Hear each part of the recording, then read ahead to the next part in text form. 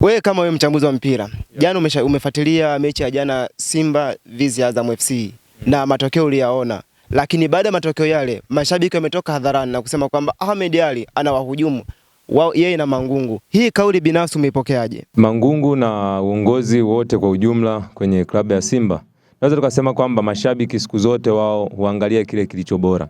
Kitu kinapokosekana kuwa bora lazima waongee, na maneno huwa yanaonekana ni mengi na maneno huwa ni tofauti. Siku zote washabiki wa mpira mara nyingi huwa hawana subira na akili zao huwa wamezielekeza mara nyingi kwenye kupata matokeo.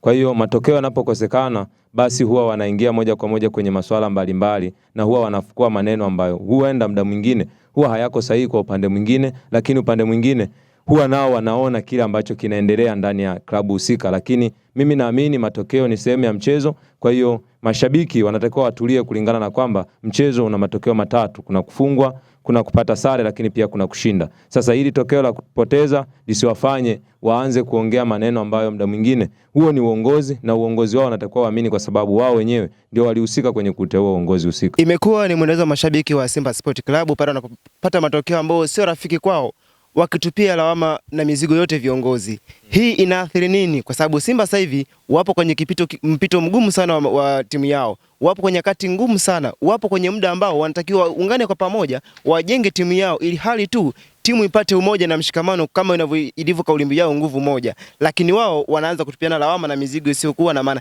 Hii wewe binafsi unaionaje katika mwendelezo wa Simba Sport Club? Simba Sport Club ni miongoni mwa timu kubwa, hata uongozi wenyewe unatambua hilo. Kwa hiyo unapokuwa na timu kubwa ndani ya ligi husika au sehemu husika, lazima kuna maneno baadhi huwa yanatokea ndani ya uwanja na nje ya uwanja.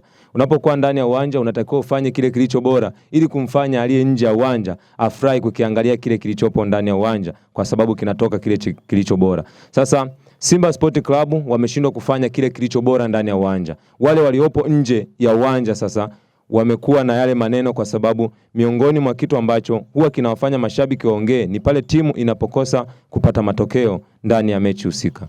Hapa unauzungumzia mchezo husika wa Simba Sport Club dhidi ya Azam.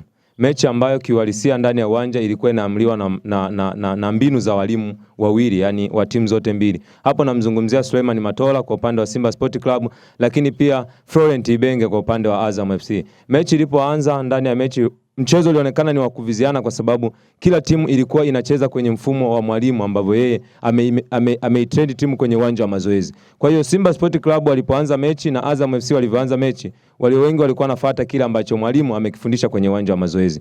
Kwa hiyo hizi dakika 81 ambazo zilifika mpaka Azam FC kupata goli, hii inaonekana kwamba Simba walishindwa kumaintain kile ambacho mwalimu muda mwingine amekifundisha ndani kwenye uwanja wa mazoezi, au vitu ambavyo vilitokea ndani ya uwanja, kwa sababu kwenye mechi unapofanya kosa moja lazima uadhibiwe. Kwa hiyo Simba Sport Club walifanya kosa ambalo Azam FC walitumia vizuri, kama sio kuyatumia vizuri, kwa sababu walipata magoli mawili.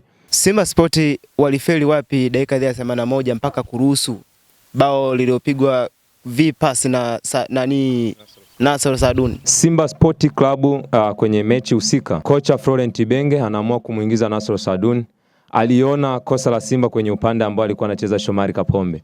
Miongoni mwa mfumo ambao anautumia sana kocha wa Simba toka aondoke Dimitar Patevic, kuna mfumo ambao Simba wamekuwa waumini wa kutumia. Wanatumia 3-5, yani wanatumia wachezaji watatu nyuma, lakini wachezaji watano katikati mwa uwanja. Sasa Simba hicho kiliwaasili jana, kwa sababu Shomari Kapombe pamoja na bwana mdogo Anthony Mligo wao muda mwingi huwa na surprise Simba kwenda kwenye kushambulia, lakini pia majukumu yao ya kukaba huwa yanaacha kwa kiungo wa kati pamoja na Wilson Nangu ambaye jana alikuwepo pia Chamo Karabwa. Kitu ambacho kwa mechi ya jana kocha Florent Ibenge aliliona hilo, akaamini ya kwamba atakapomuingiza mtu mwenye kasi, basi ataenda kuisaidia timu kwenda kuongeza kitu ambacho huenda mchezaji ambaye alikuwa ndani ya uwanja alikosa kuweka ile kasi ambayo ilikuwa inastahili ndani ya uwanja. Kwa hiyo hapo unamzungumzia Nasser Saadun ambaye aliingia mwishoni kabisa mwa kipindi cha pili.